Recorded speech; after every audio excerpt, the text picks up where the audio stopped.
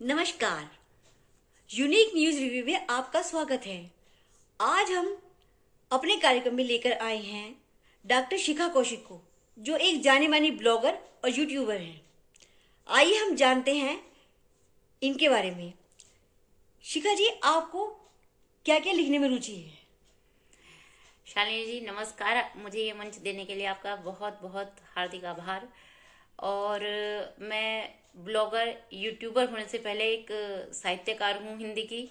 और इसी के कारण मैंने ब्लॉग बनाने में रुचि ली, क्योंकि आप जानती ही हैं कि पहले जो समय चला है उसमें अपनी रचना को प्रकाशित कराना बहुत एक कठिन कार्य होता था। और फिर हमें पता चला कि इंटरनेट की दुनिया में ब्लॉग जो हैं वो हम लिख भी सकते हैं और स्वयं प्रकाशित भी कर सकते हैं। तो इसी उद्देश्य से फिर हमने ब्लॉग बनाए। 2010 में मैंने अपना यूट्यूब चैनल बनाया और उसके माध्यम से मैंने अपनी कविताओं को और जो लघु कथाएं थी मैंने उनको प्रकाशित करना आरंभ किया। अच्छा, मतलब आप ब्लॉग से और यूट्यूब से 2010 में जुड़ गई थी। जी। अच्छा, तो आप क्या सोचती हैं कि अभिव्यक्ति का सशक्त माध्यम जो है इंटरनेट ही है या हमारे समाचार पत्र पत्रिकाएं हैं?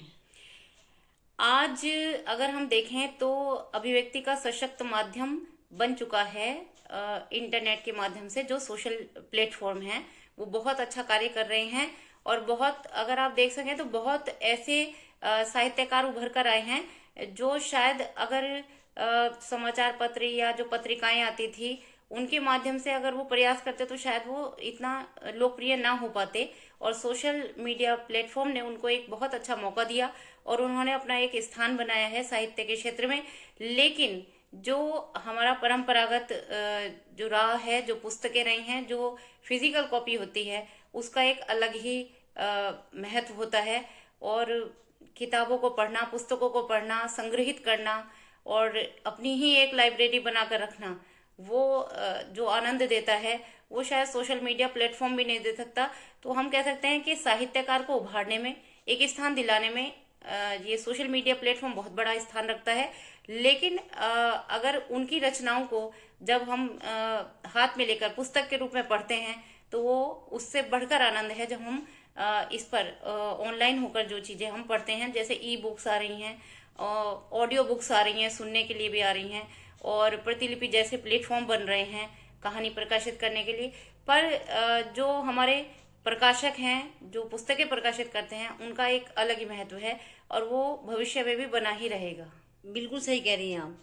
क्योंकि अपने हाथ में पढ़ने के लिए जब किताब मिल जाती है, अखबार मिल जाता है, तो जो है, जो आनंद मिलता है, जो सूचना मिलती है, उसका मुकाबला सोशल मीडिया नहीं कर सकता। क्योंकि सोशल मीडिया पे जो जो कुछ भी है इंटरनेट के माध्यम से है, और इंटरनेट का सर्वर कभी भी डाउन पड़ जाता है, तब सब काम ठप पड़ जाता है। बिल्कुल बिल्कुल। अच्छा, अभी ये सुनने में आ रहा है कि आपका कोई गीत चोरी हो गया है।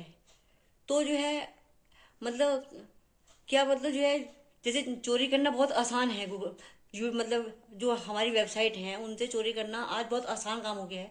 तो क्या ढूंढना भी उतना ही आसान काम है कि आपने ढूंढ लिया?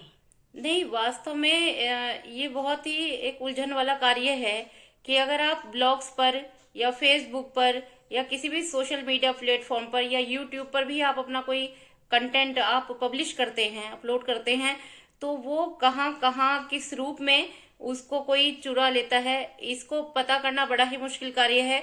मैंने 5 जनवरी 2012 को अपना एक गीत वोट डाल ले यूट्यूब पर अपलोड किया। और अभी मैं 25 जनवरी 2025 को वैसे ही सर्च कर रही थी, क्योंकि मैंने उस गीत को एक स्थान पर एक बच्ची उसकी पंक्तियां प्रयोग कर रही थी। और तो मुझे लगा कि शायद देखती हूँ कि गीत कुछ कहीं वायरल हुआ है क्या नहीं।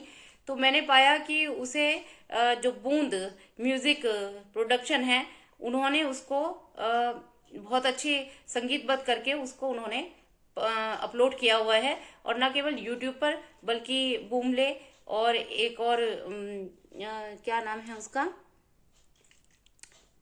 एक और डीजर डीजर ऐप पर भी उन्होंने इसको पब्लिश किया। तो मुझे लगता है कि कंटेंट चोरी होना इस पर बहुत ही एक आसान काम है। और यही नहीं है, मैं पहले भी मेरी जो लघु कथा संग्रह है, क्योंकि औरत कट्टर नहीं होती, उसका एक लघु कथा थी, उसको मैंने पाया फेसबुक पर। एक ने उसको कविता करके उसको पब्लिश किया हुआ था। तो मैंने उनको जब टोका तो उन्होंने कहा कि ये तो हमें व्हाट्सएप पे मिली थी और लेखक का नाम उसमें नहीं था। तो इस तरह से भी झूठ बोल देते हैं। तो इस पर जो है कॉपीराइट आप तभी अपना दिखा सकते हैं जब आप मजबूत जो है आप कानूनी एक्शन लें इस पर। तो फिर आपने अब क्या किया है? अब मैंने यही किया है कि मैंने आपके माध्यम से जो बूंद प्रोडक्शन है, म्यूजिक प्रोडक्शन है, उनको एक नोटिस दिया है कि मैंने इसको 15 जनवरी 2012 को अपलोड किया यूट्यूब पर। उसके बाद मैंने अपने एक ब्लॉग नेताजी क्या कहते हैं पर इसको पब्लिश किया, और आपने इसका प्रयोग किया है अक्टूबर 2023 में। आपने शायद 5 जनवरी कहा है कि 5 जनवरी में अपलोड किया था आपने। हाँ, 5 जनवरी 2012 को यूट्यूब पे अपलोड किया था और 6 जनवरी को नेताजी क्या कहते हैं ब्लॉग पर पब्लिश किया था इसको मैंने। तो अब उन्होंने किया है इसको अक्टूबर 2023 में इसका प्रयोग किया है।